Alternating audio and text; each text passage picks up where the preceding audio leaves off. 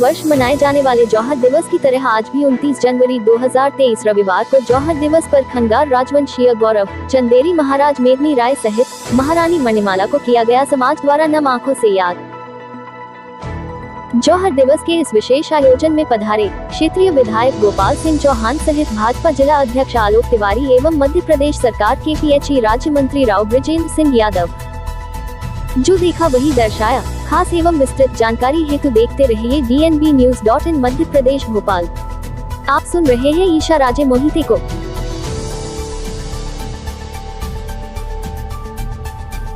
494 साल पहले अर्थात 1528 में जनवरी माह की वो रात जो ऐतिहासिक नगरी चंदेरी के इतिहास में दर्ज है। उस काली रात में बाबर की नजर चंदेरी की रियासत पर पड़ी थी। ऐसे समय किले के मुख्य द्वार पर ही भीषण युद्ध हुआ। चंदेरी के राजा मेदनी राय दुश्मनों की गर्दन काटते काटते वीरगति को प्राप्त हो गए। राजा मेदनी राय की वीरगति और बाबर सहित सेना का किले के अंदर प्रवेश करने की सूचना जब रानी मणिमाला को प्राप्त हुई तो यह सुन रानी मणिमाला ने 1600 क्षत्राणियों के साथ जौहर का निर्णय लिया। महल के भीतर ही कुंड में आग प्रज्वलित हुई और एक एक करके रानी मणिमाला के बाद क्षत्राणियां आग में कूदती चली गयीं। 494 साल पहले हुए इस जौहर को देखकर एक बार तो बाबर भी सहम गया था। बताया जाता है कि बाबर की चौथी बीवी दिलावर बेगम तो बेहोश हो गई थी। जौहर की याद में वहां पर एक स्मारक बनाया गया। हर साल इस बलिदान को याद करने हेतु 29 जनवरी को यहां किला कोठी पर कार्यक्रम आयोजित किया जाता है।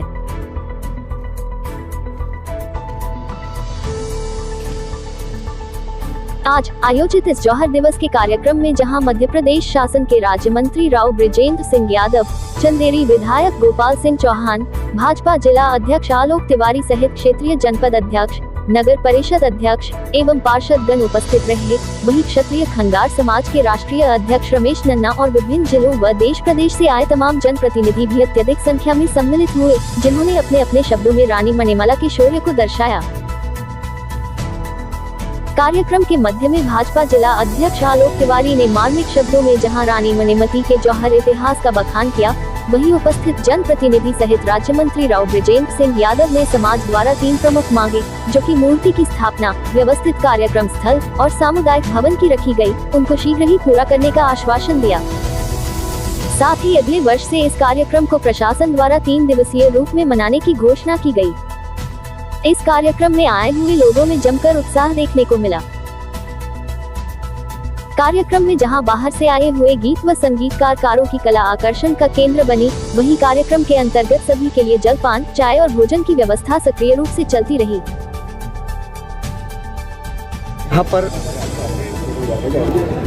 1528 ईस्वी 29 जनवरी को यहाँ बाबर के द्वारा आक्रमण किया गया और जब राजा मेदनी राय को ऐसा लगा, महारानी मणिमाला को ऐसा लगा कि सेना ने चारों तरफ से घेर लिया। किले के अंदर सभी समाज बंधुओं से अनुरोध है कि अभी कार्यक्रम का समापन होगा। अपने पूरी ताकत से लड़ाई तो लड़ी, पर जब उनको लगा कि हम हारने जा रहे हैं तो ऐसी हमारी मातृभूमि को अपने प्राणों की न्यौछावर देने वाली, अपने मातृभूमि के ऊपर बलिदान देने वाली महारानी मणिमाला और 1600 वीरांगनाओं ने जलते हुए हवन कुंड में अपने प्राणों की आहुति दी, अपने देश के लिए बलिदान दिया। समाज ने 3 प्रमुख मांगे रखी हैं। बिल्कुल मुझे पूरा विश्वास है और मैं आपको विश्वास दिलाता हूँ कि जरूर ये मांगे पूरी की जाएंगी। जौहर कार्यक्रम में जिला शिवपुरी से पधारे खंगार समाज के ही बुद्धिजीवी retired police sub inspector Malkhan Singh Parihar ने भी DNB न्यूज चैनल के माध्यम से अपने विचार व्यक्त किए। इतिहास का धीरे धीरे सामने आ रहा है, सच सामने आ रहा है, प्रमाण सामने आ रहे हैं और महाराज मेदनी राय युद्ध में हारते नहीं, क्योंकि जो खानवा का युद्ध हुआ था उसमें राणा सांगा घायल हो गए थे और महाराज को मेदनी राय को यहाँ चंदेरी भेज दिया था।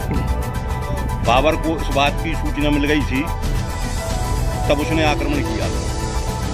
तो आखिरी समय तक भी कई प्रकार के प्रलोभन दिए गए, चंदेरी से बड़े राज्य का भी ऑफर दिया गया था, लेकिन उन्होंने स्वीकार नहीं किया था।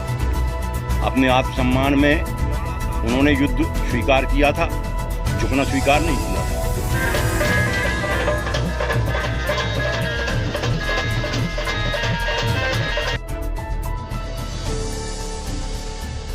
मराठा विष्णु राज मौर्य की रिपोर्ट।